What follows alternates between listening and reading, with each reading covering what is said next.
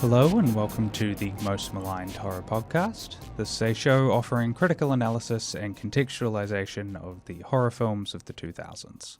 My name is Macaulay Elisha Quinn. I am a filmmaker and film critic, and on today's episode we are going to be discussing the year 2000 shot-on-video horror film Now Eat, directed by Kerry Alan Williams and starring the rapper Brother Lynch Hung. It's a must that I bust and you strap your hand to me. It's inherited, it runs in the family. Niggas in the town got pounds of beef. Threaten a nigga's life, make it sound so sweet. I peel them back like corn on the cob. Cat killer, make them sound like a horn on the job. With a Mac in the backpack full of that crack sack. Getting it off. What if a vanity project was made by somebody with real talent? That was my sort of initial gut reaction to Now Eat.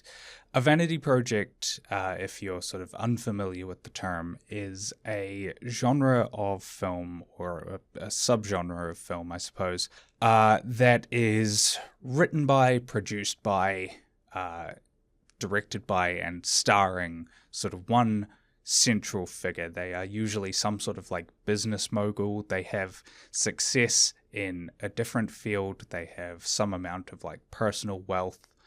And they have decided to, for whatever reason, get into filmmaking. And what they end up producing are films that valorize themselves. Tommy Wiseau is the most sort of recognizable figure, I suppose, of this like vanity project filmmaking.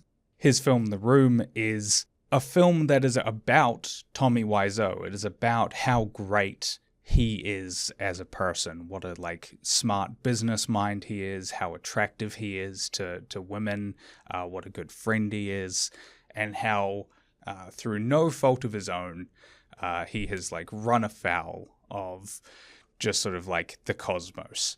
I did not hit her. It's not true. It's bullshit. I did not hit her. I did not. Oh, hi, Mark. There are a number of other sort of like recognizable figures. Neil Breen is another one. He makes films that are about his own desire to become a god. John DeHart is like a lesser known vanity project director, but is no less fascinating. His films are about his sort of war against the Christian devil, and again about how like sexy he is despite being like a sort of dumpy carpet salesman. Well, it's leaking and it's sliding all across the floor, grooving 2 by 2, stomping for some more. That's when my eyes catch you and my heart begins to sing. Oh, pretty baby, man, can you swing? Now Eat is sort of similar in that it is written by, produced by, and stars Brother Lynch Hung and a number of other SICCMADE artists, all playing exaggerated versions of themselves, SICCMADE being the record label that all of these artists were signed to. It is also a clothing line and now a video production house. If you go onto their website, they have a tab there for SICCMADE TV, which features like a number of music videos, short films, I think a couple of features. Where it differs from a film like The Room or Twisted Issues is that Brother Lynch Hung and the artists that he is working with, and Kerry Alan Williams, the director, are all very, very talented. They are able to avoid a lot of the sort of pitfalls that these other vanity projects fall into. First and foremost, the film is quite well made. One of the things that sort of stands out about vanity projects is just how poorly made they are. They often have very large budgets, but those budgets are not put into the aspects of the film that make it watchable.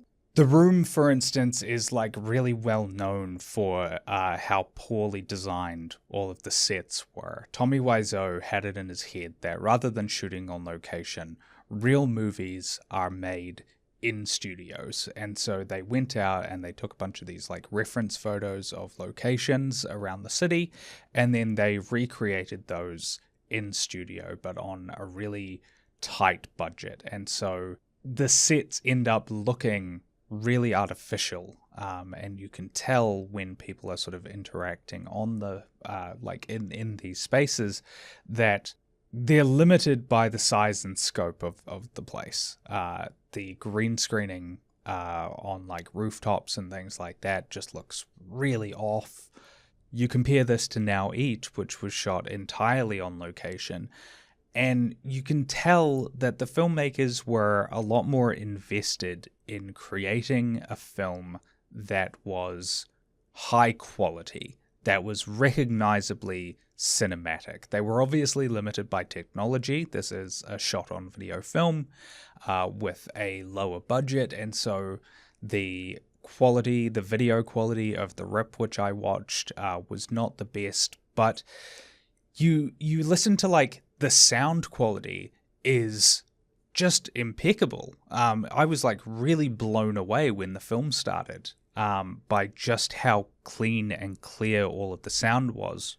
A lot of these shot on video films, you can hear the fans on the camera spinning up as they're filming, and you don't get that here. They obviously had a separate sound like crew, which is great. They're not just using like the onboard mics from the cameras. They had somebody there, probably with a boom. They might have used like lapel mics in a couple of scenes and things like that. It makes sense. Like, just sort of on the face of it, you go, okay, these guys are rappers. They are like, producing their own music.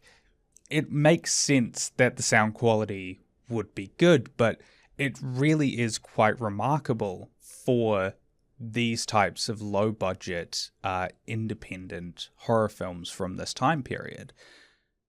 Let's talk about the plot.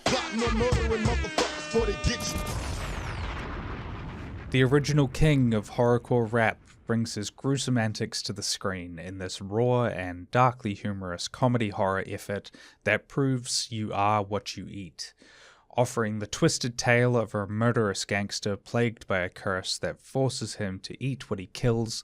The homicidal thug soon takes a cue from Egg Gein and develops a curious taste for human flesh. That is taken from Letterboxd. The real plot of the film is that a voodoo witch, sick of Brother Lynch Hung and his gang running rampant in her neighborhood, places a curse on Lynch, forcing him to eat what he kills. The idea being that he has spent his entire career rapping about, as they say in the film, ripping nuts and guts, and now he is being forced to actually follow through with the act. What really stands out, what's really remarkable about the film, I think, is that once the curse sort of comes into effect, Brother Lynch Hung is immediately kind of on board for it, and so are his gang. There is a sequence at about the sort of midpoint of the movie where they are chasing someone down for information, and they have him like strapped to a chair, and Brother Lynch Hung is like torturing him, like threatening him with a knife.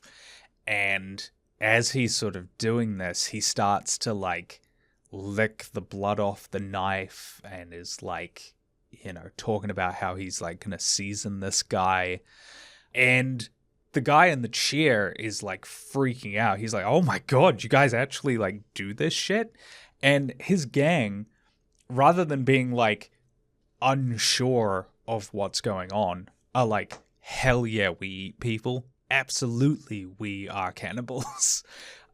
Which is just kind of great. It makes for a really like fun, enjoyable watch. You're not watching somebody go mad. You are watching them become sort of the better version of themselves, which is an odd thing to say about a movie where somebody becomes a cannibal, for sure, but it is like sort of darkly comedic.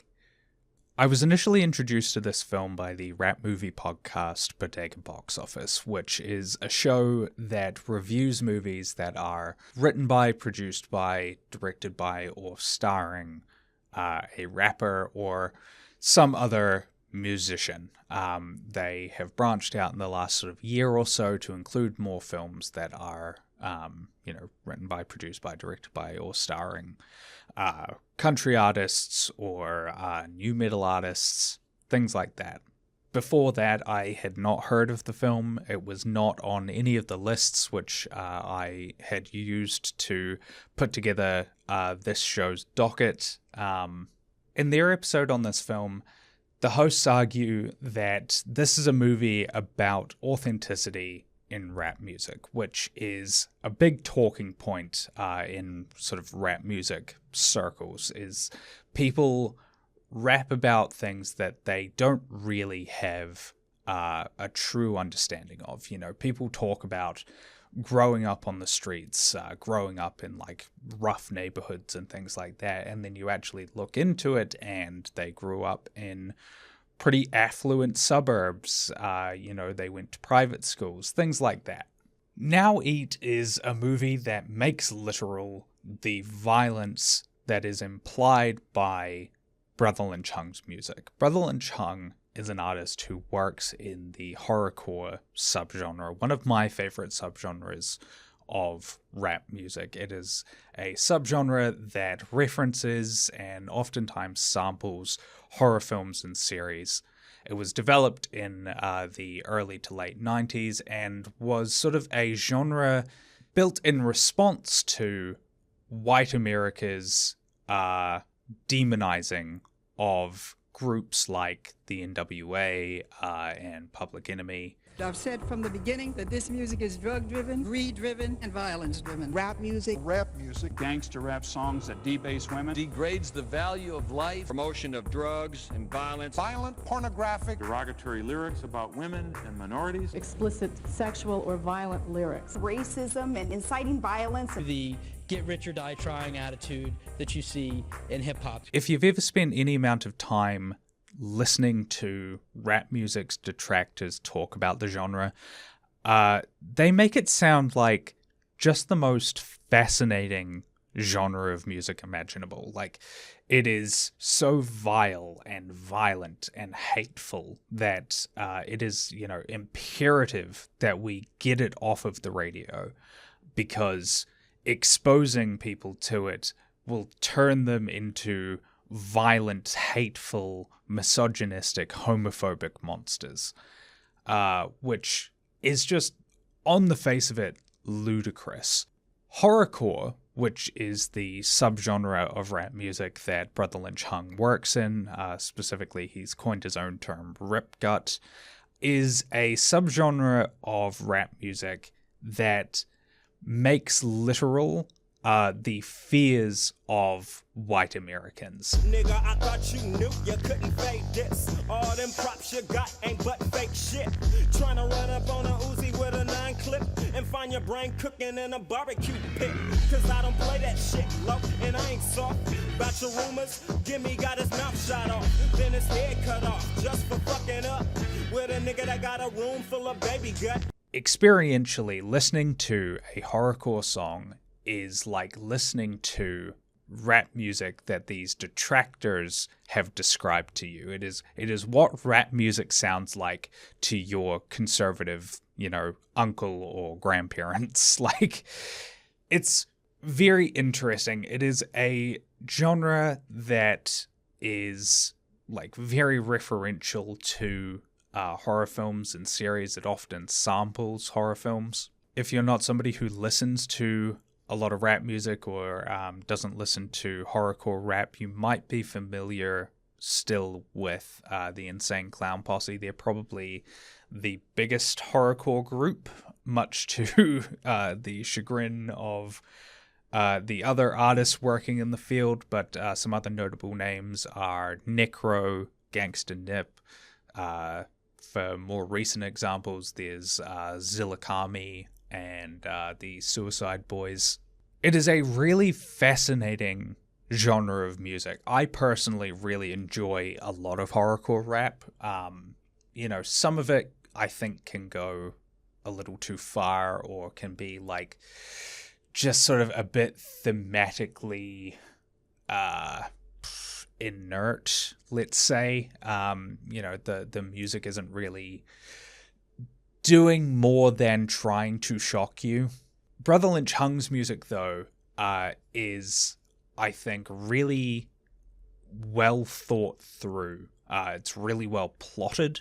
His music, the first time that I heard it, I was like, this sounds like any other rap music from his sort of time period of like the sort of like 90s into the early 2000s. It's got that same sort of like jangly sort of like beat to it. It's like very well produced. It sounds very rich, very full.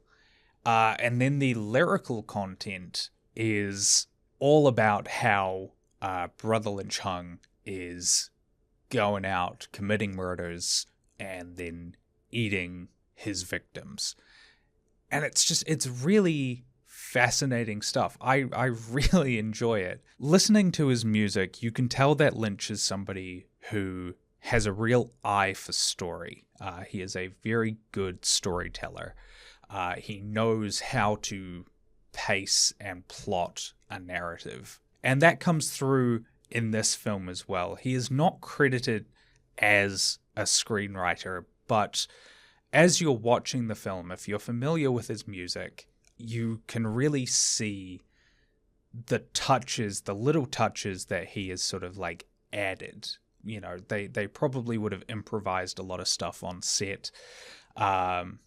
At the start of the film's second act, there's a sequence that takes place at a backyard barbecue. And it's a lot of people just sort of like milling about, chatting. We pick up like a couple of different conversations. We're jumping all over the place. And watching it, I was reminded of the skits that are often present in a lot of rap albums. If you don't listen to a lot of rap music, you might not be familiar with this, but in these albums, a lot of the time to sort of indicate like a tone shift or just to give you some sort of like downtime between songs, artists will put in these little skits, which are just often little like comedy bits, usually improvised, where the artists are interacting with like some friends or something like that, and they often have a setup of, we're at a barbecue, or we're we're driving around town and we're just like shooting the shit. Wow, hey, yeah, all right, man, great, bye, get the fuck out of here, that was nice. Cut his mic off, thank you, I am back, I am your host, Little Willoughby, representing the hood, goddammit, a little fat nigga who got money, so fuck you. Up next, we got the open mic poetry event, the 15th annual, sponsored by motherfucking Valentine, cross-country clothing, and a lot of whack shit that the hood will not wear anymore. This scene at the barbecue, it felt like a filmic version of one of these skits, and that was then helped by the freestyle scene, which then immediately sort of follows it. I was reminded of there is a freestyle skit on the MF Doom album, Vaudeville Villain, which is my personal favorite MF Doom album. There's a freestyle skit in that where people are like doing real freestyles. They're like, rapping just like off the dome, coming up with lyrics. And then you have somebody get up and they start doing like slam poetry, and they get like booed off stage and stuff like that. And that same sort of thing, those like same beats are all present in this freestyle sequence here in Now Eat. At the end of the day, I think that is the best way to think of Now Eat, is as a cinematic version of a rap album. It is the same sort of like visual content as is present in one of Brother Lynch Hung's albums. It is a great introduction to Brother Lynch Hung, to Six, to Loki, to Art Battle, to the music that they make. I had a tremendous amount of fun watching it, and I'm definitely going to be showing it to more people because, as I said, this was not a film that I had heard of before the Bodega Box Office episode, which covered it. It was not present on a lot of shot on video horror film lists or anything like that.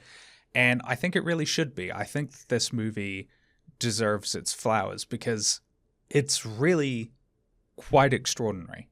I'm going to have to cut this episode a little bit short as I am actually recording in a bookable recording space today. Rather than just in my own home office. I am actually out in the world and my time is up.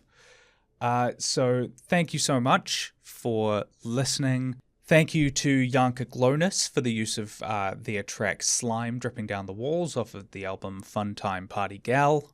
A link to that album and to their Bandcamp can be found in the episode description.